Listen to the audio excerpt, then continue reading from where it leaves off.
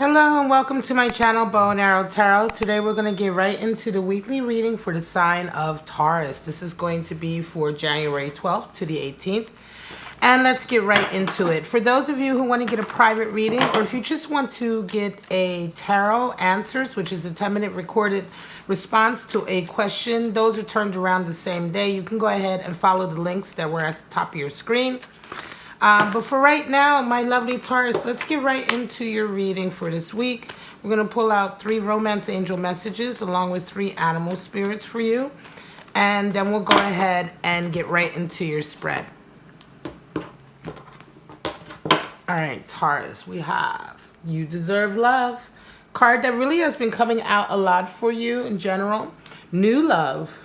So a new interest, a new person stirring your romantic feelings. And we have, this could be the one. Wow. All right, so the weekly readings are general readings, but I do pull romance angel messages just to see the nature of your closer relationships, your more intimate ones. Let's go ahead and pull out your animal spirits. Now, those of you who are regulars on my channel, you know that I normally release the weeklies on Saturday. But I'm finding that it's been a little bit difficult to get them all out in time for Sunday. So I'm doing them a little bit earlier and releasing some of the weeklies today, which is Friday the 10th. All right, guys? But this is for the week starting the 12th, which is Sunday. All right, guys.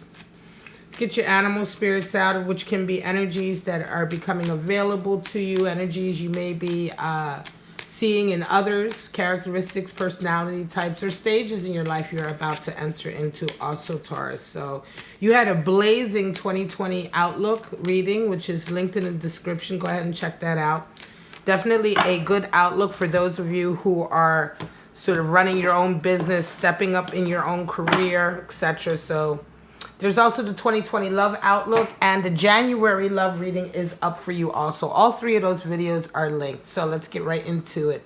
Cosmic Egg.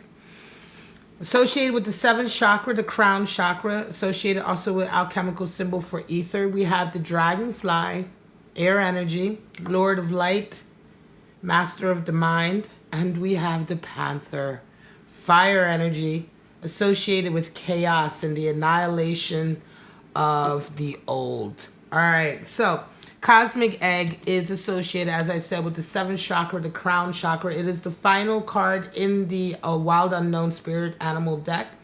It is associated with releasing yourself from release from sort of suffering, releasing yourself from paying your karmic debts, whatever they are, having total completion in a lot of ways, and sort of not only that, the potential for a new start, the ultimate potential we have here. You know, the egg is covered in the colors of creativity, wrapped with the snake, which is a universal sign of sort of the universal animal representing the alpha, the omega, the beginning and the end.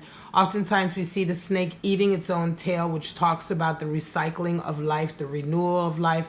And so the Cosmic Egg really talks about a whole new sort of stage in your life starting without any of the baggage of the past, any of the karmic debt of the past, really truly finding a level of completion, and so in that level of completion, a whole new starting point.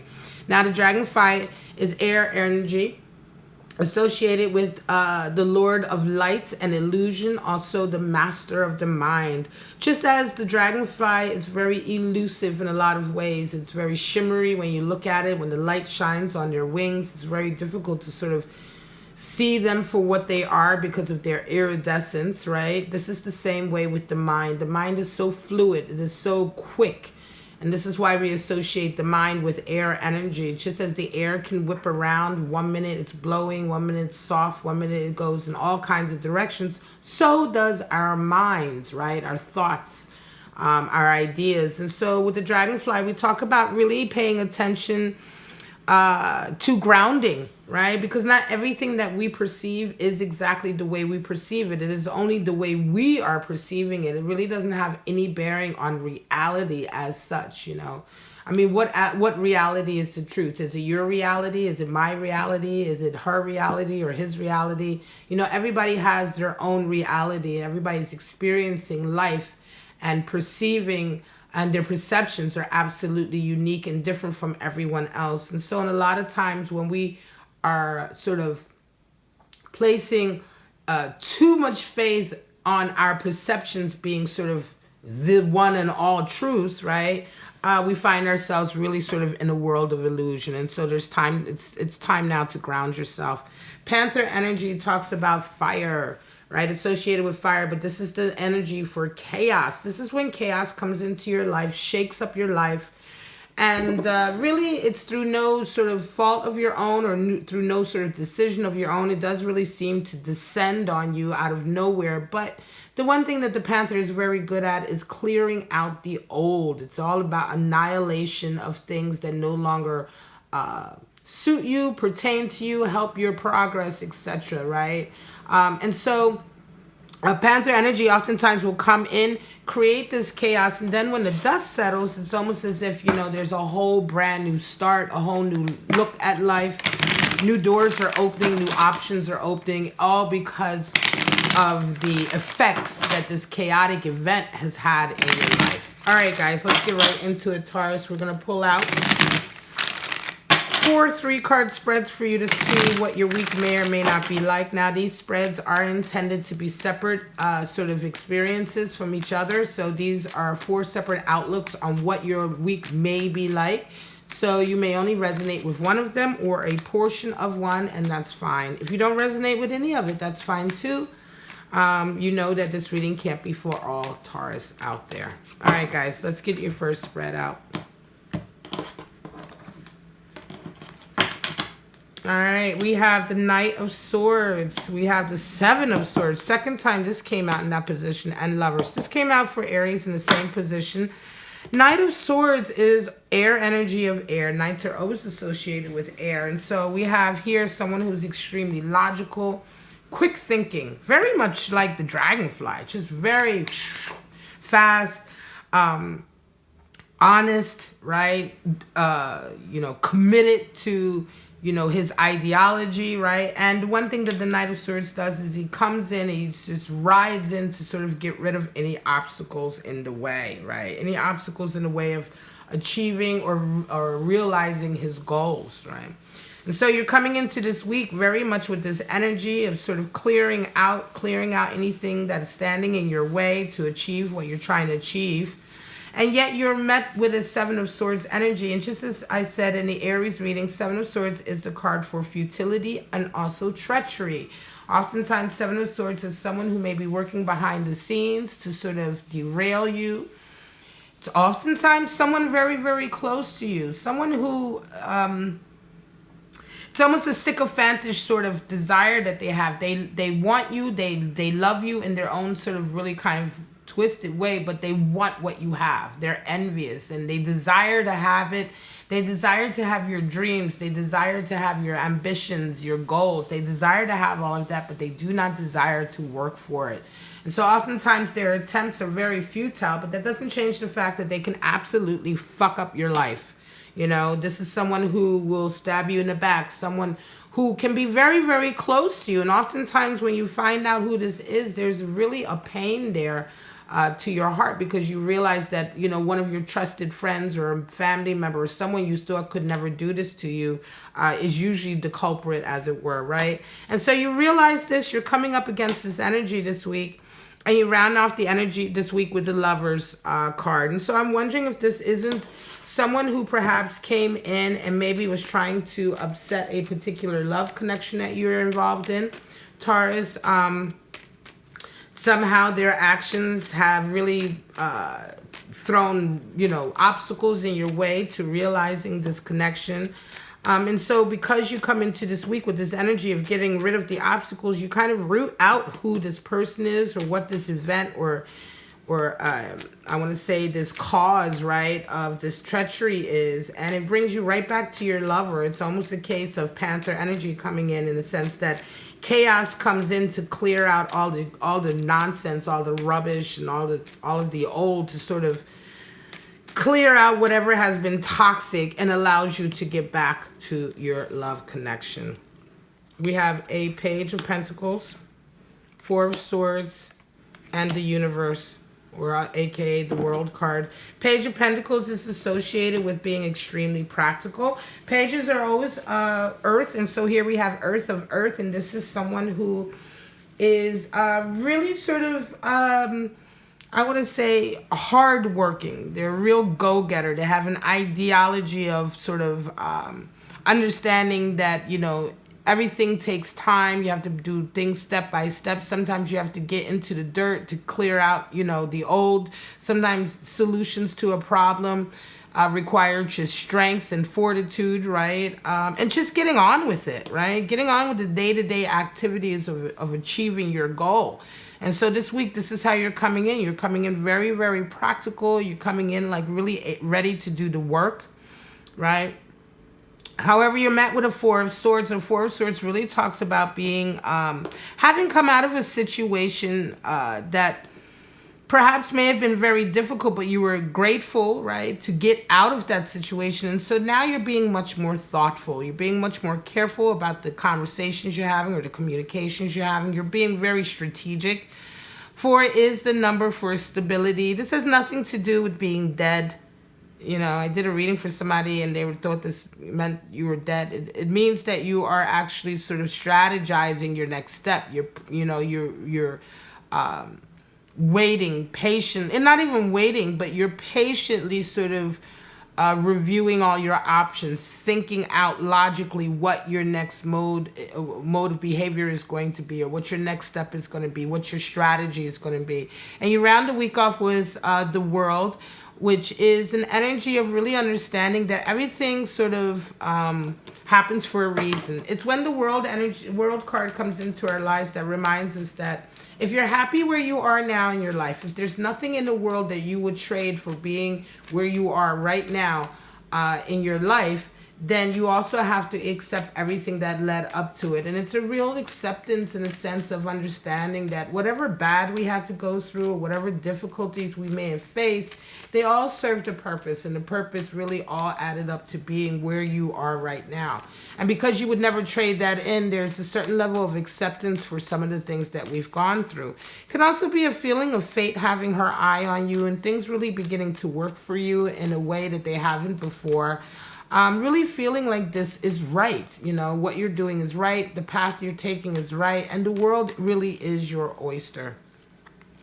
2 of Wands, 10 of Cups, 9 of Pentacles. So 2 of Wands is Mars and Aries energy. And here we have this sort of forward drive to go ahead and get out in the world and take the next step to sort of manifesting your goals, right? Manifesting your passions. 2 of Wands is very much a feeling of anything, you know, is possible. You have a real warlike sort of attitude, of course, with Mars and Aries, right?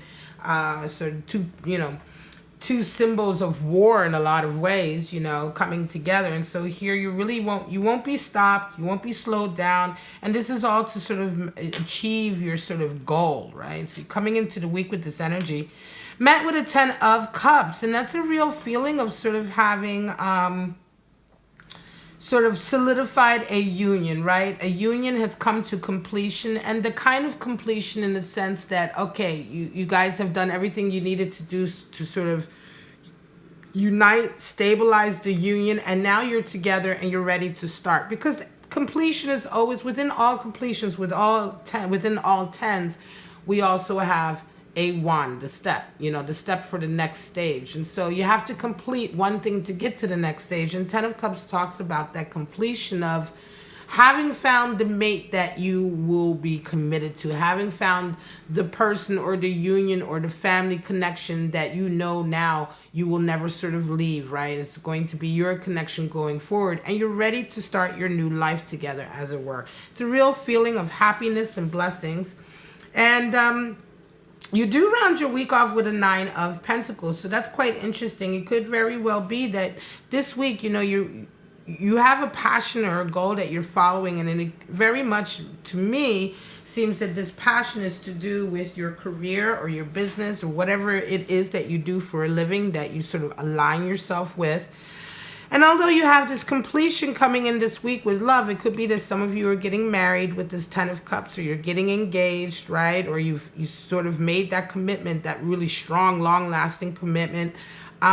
Yet, you round the week off with Nine of Pentacles, you still feel a little bit separate. And although this connection is here, it almost feels like, you know, to you, your career is still, your ambitious goals and your career are still number one in your mind. Nine of Pentacles can also indicate a feeling of rewards beginning to come in after a long time of mastering your craft and struggling.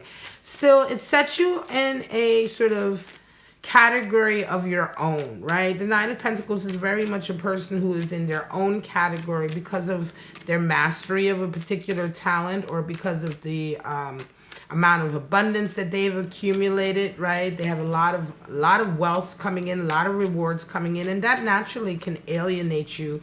And certainly if you are a master at a particular craft, you know, that can oftentimes alienate you when you are set above the crowd. And you do round the week off with this feeling that nothing will sort of, even though you have this Ten of Cups, it still feels very much like there's some alienation there down due to what it is you do for a living. This is your last spread. Ace of Wands, Nine of Wands, and Three of Swords. Wow. So some of you are coming into this week really haven't found a new passion for your life, understanding there's a new sort of path in your life that has really caught your heart. Ace of Wands can indicate a new love connection sometimes, because Ace of Wands is the great phallic symbol in the deck. So oftentimes it can indicate someone, not only a path or an ideal or a goal, but it can also indicate someone that you are extremely attracted to, where the physical magnetism is off the charts. However, you're met with a Nine of Wands, and it's really a feeling of looking back and saying, well, hang on a second, you know, I still have some baggage. I still have some sort of, I still have some stuff to work out, right? And I still need some time before I'm ready to lay it down. You're not quite there yet. You're not at a 10, but you're working on it. And you still feel quite alone with your baggage, right? You still feel kind of alienated from others, even though you have this Ace of Wands coming in, this new opportunity to follow your passion and your heart. There's still a little bit of alienation and a feeling of wanting to heal some more and perhaps let go some more burdens that you may still be carrying. You round the week off with a Three of Swords, and I think this is interesting because Three of Swords really talks about, a lot of people interpret it as third-party energy, but that's really a grossly simplified explanation of it. More than anything, it is a swords card. It's not a cup card. And it should be interpreted as such. And this is oftentimes somebody who has broken sort of your trust. They've broken the bond. They've hurt your ego in some way. A lot of times we feel tricked or duped, right? And of course, if somebody tells you they love you and they're only with you and then they're cheating on you, well, obviously that's a break of trust, right? And a break of loyalty. But that's a very simplified example of it. You know, actually having a third party is just a symptom of the real problem. The real problem is that they have really more than anything, they've made you feel as though you've been, you've been tricked. Your intelligence has been insulted in some way. And so although there is a heartbreak there, obviously, as we see with the heart, it isn't a cup card. It is a swords card in the sense that the real pain is to our ego, which is why ultimately Three of Swords is one of the cards that can lead to the most volatility when it comes out, the most pain, the most sort of extreme reaction, because it isn't only just our heart that's broken, but it feels as though like somebody's really sort of kicked us in the teeth in terms of who we are, right? And I think that this is an area that you kind of need to deal with before you can go on with this Ace of Wands, because you realize here with the Nine of Wands that you're still just not quite over the damage that this Three of Swords has done to you, that whoever this was, whatever connection this was